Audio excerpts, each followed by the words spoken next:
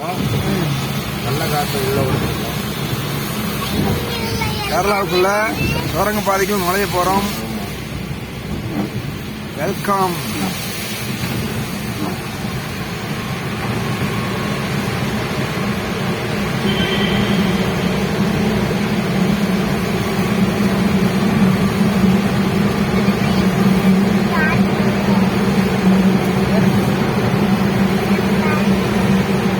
உங்களை பாக்குறதுங்களா?